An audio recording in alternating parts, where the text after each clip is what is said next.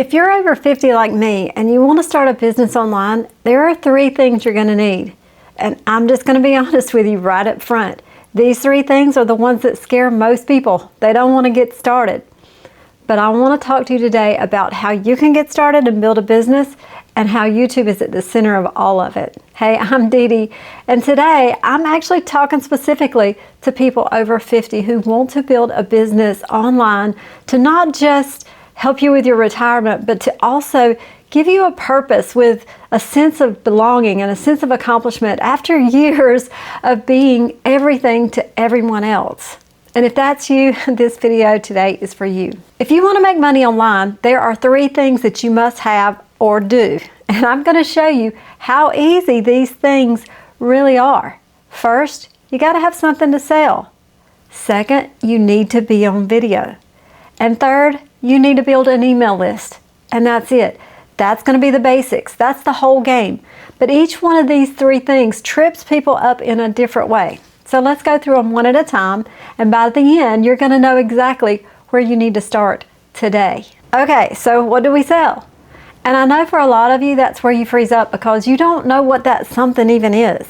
So we're going to fix that today. And here are the 4 ways that you can figure out what you can sell, and I know you're going to fit into one of these categories. Option number 1 is to teach something that you just learned. You don't have to be an expert. You just have to be a few steps ahead of somebody else. The person that you're talking to, if you just figured out how to use Canva or how to edit in CapCut or how to set up a website, there's somebody out there that's right behind you that needs exactly what you just went through. Like for me, I teach YouTube.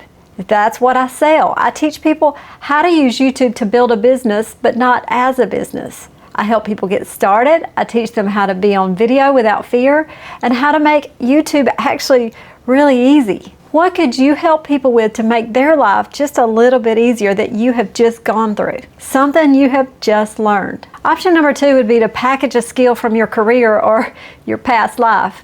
Because you've spent 20, 30 years doing something, whether it's bookkeeping or teaching, nursing, sales, maybe you're in project management, whatever that was. That skill has value to somebody outside the job that you did it in. Think about what people used to come to you for. What did you do on your job? Even what you think is mundane could be life-changing for somebody else. And you don't have to be teaching people your same age. It could be the younger version of you. Option 3 is to solve a problem that you specifically, personally struggled with. Did you lose weight after 50? Did you get out of debt? Did you go through a divorce and rebuild your life completely?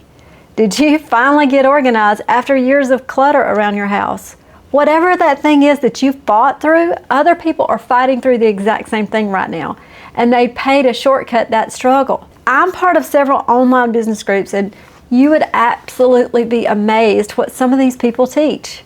There are moms that teach other moms how to manage kids with ADHD.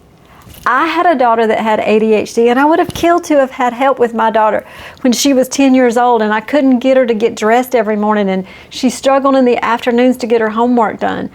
I had no help. I had nowhere to turn. There are people out there that help women over 50 find love again. I'm telling you that the possibilities here are endless. You just got to think a little bit harder than what you're thinking. So option 4 is to simplify something complicated. Maybe it's Canva templates or checklists. Maybe it's some kind of done-for-you tool. If you can take something that feels overwhelming and hand somebody a simple version of that, that's a product. Something that other people would love to pay you to do, because there are people out there that will pay you to do the stuff that they find difficult or even annoying to do. You don't need to have this perfectly figured out before you start. Just pick that one that feels right to you right now and keep it simple, because you can refine it as you go. I didn't have my offer figured out on day 1. It just comes with time. The more you talk to people, the more you see where they struggle. And the next step here is the one that stops most people in their tracks completely. You need to be on video. People get hung up here, and I know it because I hear it constantly. I don't like how I look. I don't like how I sound. I don't even know what I would say. This is a real struggle for a lot of people. But being on video is probably the most important thing you can do, because you need an audience if you're going to build a business. If you're going to sell your thing, somebody's got to see it. Because without an audience, your product is just an idea. I mean, think about it. Remember when you were a kid and we watched cartoons on Saturday morning? The commercials were for toys. Toys we didn't even know existed until we saw those commercials on TV. And we wanted those toys. But without video, those same toys would have just collected dust somewhere on the Kmart shelf. Your product is the same way. Video allows you to showcase you, your special gifts, and your product in a way that nothing else can. We're no longer in the days of billboards and yellow pages and newspaper ads. But you could be on Facebook, YouTube, Instagram, TikTok, wherever you want to be, but you got to pick one and start. And I chose YouTube because it builds more trust. People watch me longer. They see my personality, they see my style, and they like me or not, and they want to work with me. The short form platforms take so much more time to build. I mean, the numbers come faster, but people don't trust you as fast. People have to see more of your content to connect with you. Plus, YouTube is going to keep showing my videos for years, whereas Facebook and Instagram, those videos, they're going to die out in a few days. Check this out. They say people have to see you 11 times before they see you the first time. Now think about that. Think about walking down the street and seeing somebody every single day. You know, you really don't notice them until you start seeing them over and over and over. So people see you for the first time after they've seen you 11 times. So pick one platform, decide to show up consistently, and don't quit. And let's talk about those 3 things that stop most people from filming themselves. Number 1, you're not going to like how you look or sound at first. Nobody ever does, and that includes me. And I've been doing this for years. The people who succeed on camera aren't the ones who woke up comfortable, on camera. They're the ones that just kept showing up, even while they didn't feel right doing it.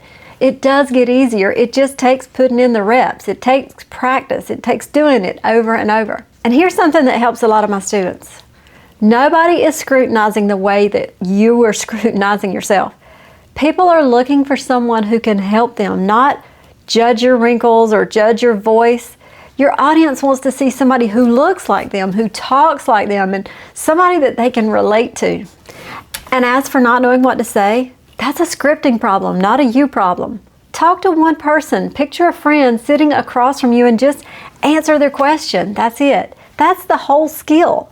And Claude or ChatGPT can give you hundreds of ideas on what to talk about. You just need to add your words, your voice, and your style to it. You're making it too hard. Okay, step number 3 is the most important, and you can't skip this part because it's the one thing that's going to save your business one day.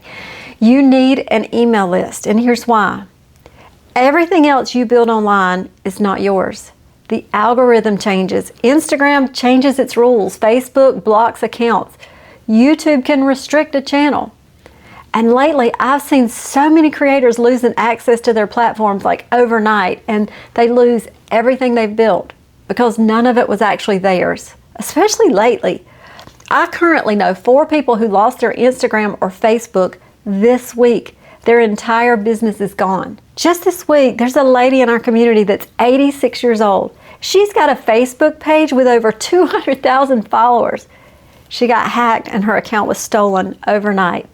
Everything she's ever worked towards was gone. And it's really heartbreaking.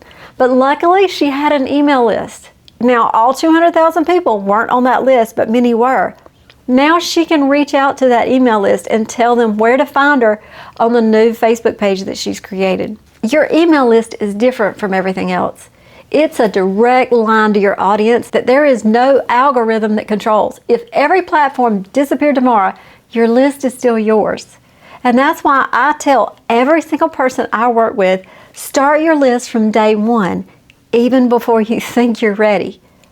And YouTube is the best platform to grow that list from because it's built for discovery. People find you when they search for answers. They watch, they trust you, and then they join your list. That's the whole engine and how it works.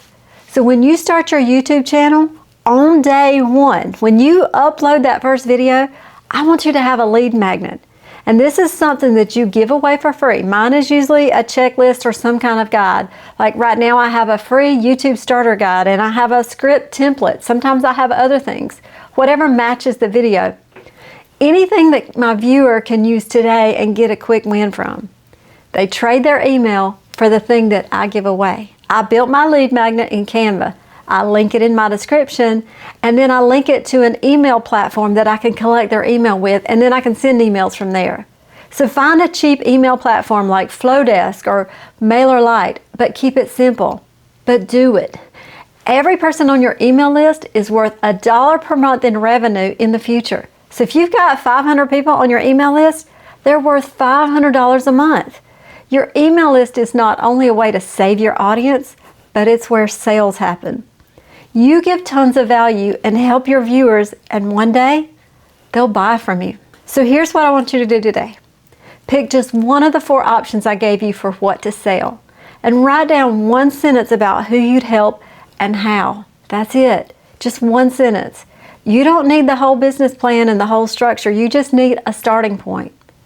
Pick a platform where you're willing to show up on video and start creating your lead magnet. Don't overthink this. Start it messy, start it ugly, and you can refine it as you go. Get your email platform set up and don't wait. Take the action, because nothing out there was ever built until it got out of somebody's head and the action was taken. And you could record those videos with just your phone and a tripod. And if you need to know what you could sell and who you could sell it to, I've got another video that's going to explain exactly that to you. And I'll link it over here, and you can go watch that one next. And I'll see you on the next one. Bye.